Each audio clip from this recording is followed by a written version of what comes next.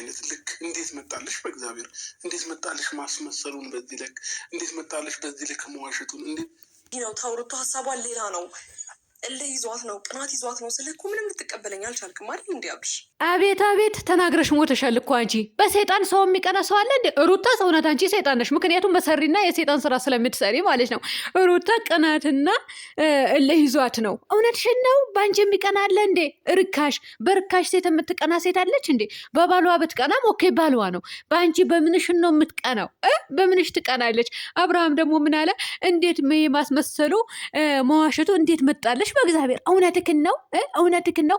አንተ አራስ ሆነ ልጅህና ሚስት አስቀምጠ አሻሼ ገዳሜ ማለቱ ከሴት ጋር መዝለሉና መሳሳሙ እንዴት መጣልህ? ማን ፈቀደልህ? ሃይማኖት ወይስ ቤተሰቦች? ማን ፈቅዶልህ ነው አሻሼ ገዳሜ ስትል ነበረው? የ80 ሚስትህ ናት። አልፈታሃትም፣ አልተፋታችሁም። ታዲያ ከሌላ ሴት ጋር እየየ ስትል ስትሳሳቅና ዋና ስትገባ ሆቴል ለሆቴል ስትዞሩ ፍቅሯ ገለጸችለት አብረው አደሩ እስከማለት ድረስ ስትደርሱ ማን ፈቅዶልህ ነው? እንዴት መቶልህ ነው? ህሊናህንስ እንዴት ፈቅዶልህ ነው ያንን ድርጊት ስታደርግ የነበረው?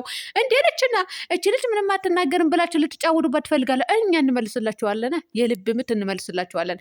ውሽሚት ደግሞ ማለት ነው እንግዲህ ሚስቱን ይቅርታ ጠይቆ የማያውቀው ልጅ ለውሽሚት ይቅርታ ጠየቃት። እውነቴ ነው የምላችሁ። እኔ ያናደደኝ ነገር ቢኖር ይሄ ነው። ሰላም አለይኩም ወራህመቱላሂ ወበረካቱ። ውድና የተከበራችሁ የቻናሌ ቤተሰቦች እንዴት ናችሁ? ልኝ ደህና ናችሁ? ላይክ፣ ሼር፣ ሰብስክራይብ እያደረጋችሁ እስከ መጨረሻ ተከታተሉኝ። እናንተ ላይክ እያደረጋችሁ ምክንያቱም ሪፖርት እያደረጉ ስለሆነ ማለት ነው። የምሬ ነው የምላችሁ። እንዴነችና የአፍያ ቻናል ራሱ እኮ የአብርሃምና የሩታ ትዳር ስለፈረሰ ደስ ብሎናል። ስለዚህ ሪፖርት አድርጋችሁ ቻናልዋን አዘጉባት የምትል ቅንቅራምና አሮጊት ነው ሴትዮ ነበረችና እንደ ትላንትና መሳደብ አልፈልግም። ለማንኛውም ወደ ገደለው ልግባና እንግዲህ አብርሃም ማስመሰሉ መዋሸቱ እንዴት መጣልሽ?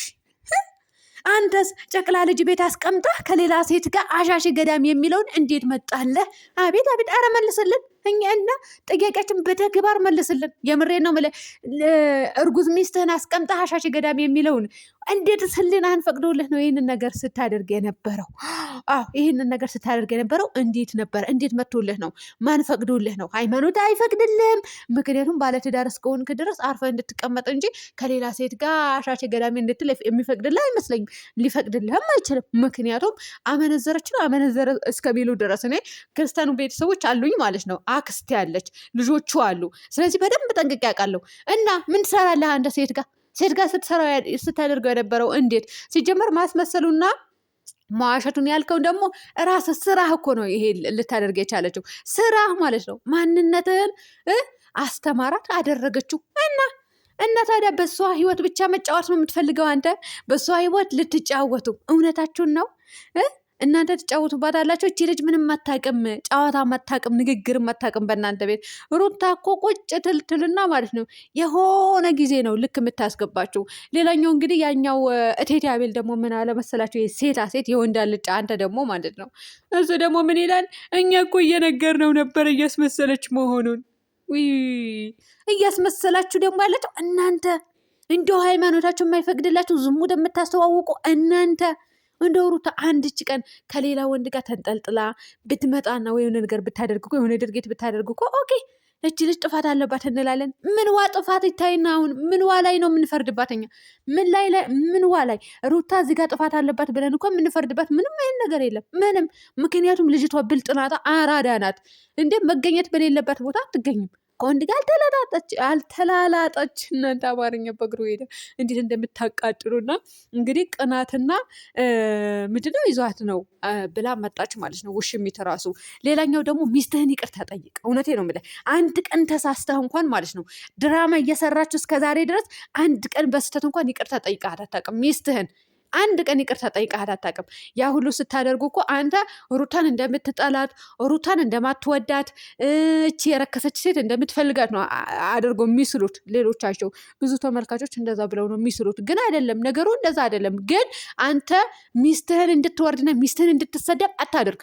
የልጅህን እናት እንድትሰደብ አታድርግ። ሚስትህን አክብር። እሺ መጀመሪያ ክብር ከራስ ይጀምራል። ሚስትህን አክብር። ጠይብ ከገባህ ማለት ነው። ሚስትህን ይቅርታ ጠይቅ። ለሚስትህ እኮ አንድ ቀን እኮ ክብር ሰጥተሃት አታውቅም፣ አክብረሃትም አታውቅም፣ ይቅርታም ጠይቀሃት አታውቅም። ይቅርታ ስትጠይቅ እኮ እንደዚህ ችኝቱ አይደለም። እኔ ተንበርክኬም ቢሆን ይቅርታ ጠይቃታለሁ። አብረን መቀጠል አንችልም። አግኝታሽ ነው አግኝተሽ ነው ባለትዳር ወንድ ላይ ተንጠለጠልሽው? አብረሽ ለመኖር ፈልገሽ አይደል እንዴ? ምን ያግደረድርሻል? እሺ አትይውም አትቀበይውም እንዴ? ውሽሚት ማለት ነው። ሶስታቸውም ተቀበያቸው፣ ሶስታቸውም አግቢያቸው። ያው 9 ነው። እውነቴ ነው የምልሽ አለም 10 አትሞላም። ስለዚህ ሶስቱም አግቢያቸው ማለት ነው። ብሩኬም አግቢው፣ አቤልም አግቢው፣ አብርሃምም ሶስታቸውም አግቢያቸው። አብርሃም እንኳን ታገቢዋለሽ ብዬ አላስብም፣ አታገቢውም። ምክንያቱም በቦታው አለው ማለት ነው። እና ምንም ልል አልችልም። ግን ይቅርታ መጠየቅ የነበረብህ ማን ነበረ? ሩታ ለተመልካች እንኳን ለሚስትህ ክብር እንዲሰጣት እንዲያከብራት፣ ይሄ የማይረቡ ስግጥ ያሉ ትልልቅ ሰዎች ሆነው ማለት ነው ለእኛ ስንት ጊዜ ታላላቆቻችን የሆኑ ሩታ ላይ አፋቸው የሚከፍቱ አሉ። ደግሞ እውነታውም እያወቁ ማለት ነው እውነታው እያወቁ አንተ ራሱ ሲጀመር እንዴት መጥተውልህ ነው ከሌላ ሴት ጋር ቪዲዮ ሰርተ ከሌላ ሴት ጋር ዋና ገብተ ከሌላ ሴት ጋር እስከ ምንድነው ሩም ድረስ መጠራራት ቀጥሎ ደግሞ እስከ መዝናናት ድረስ ደርሳ ዛሬ ላይ እንዴት መጣልሽ ማስመሰሉ መዋሸቱ። አንተ እንዴት እንደመጣልህ አላቅልህም፣ እውነት አላቅልህም። ሩታ ላይ ለመፍረድ ትሮጣላችሁ። እውነቴ ነው የምላችሁ ሁሌ ማለት ነው። ልጅቷ ናት ለነገሩ ስህተተኛ፣ ምክንያቱም ሁሌ የምታቀርባችሁ እሷ ናት። በቃ የሆነ ከበድ የሚለው ነገር ላይም እሷ ላይ ሲወድቅ ዝም ትላለች፣ ትቀበላቸዋለች። ለምን እንደሆነ አላውቅም። ውድ ቤተሰቦች እውነት ለመናገር እና ለማንኛውም አቶ አብርሃም ታደሰ እኔ ምንም ልል አልችልም። ውድ ቤተሰቦቼ ሚስትህን ይቅርታ ጠይቃት፣ ሚስትህን አክብራት፣ ለሚስትህ ክብር ይኑርህ በሉት። እሺ መቼም ደግሞ አያገባትም። ውሽሚትን አምናችሁ ተቀበሉ። አሁን እኮ አንዳንድ ልጆች ትናንትና ራሱ በሰባው ሪከርድ ማለት ነው ብድደው ብር ለመላክ ራሱ የሰበሰባቸው አላቸው።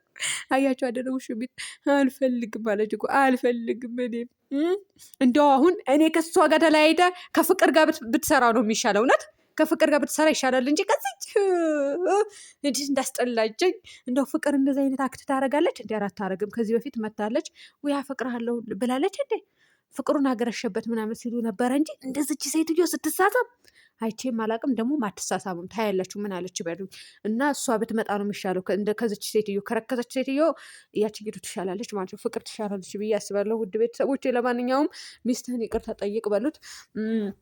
ቅናት ይዟት ነው እልህ ይዟት ነው ያልሽው ደግሞ ውሽሚት ማለት ነው። ቅናት የያዘሽ አንቺ። ምክንያቱም እሷ ብትቀናም ባልዋ ነው።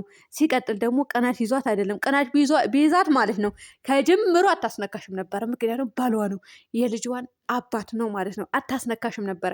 አንቺ ያለሽ አይደል እንዴ ቅናት ሽርሙጥና ይዞሽ እንዝላልነት ይዞሽ ምንድነው ስዳደግነት ልቅ ሆነሽ ስላደግሽ አይደል እንዴ ባለትዳር ወንድ ላይ ተንጠለጠልሽው? አዎ ሳትበይ ብታድሪ አይሻልሽም እንዴ?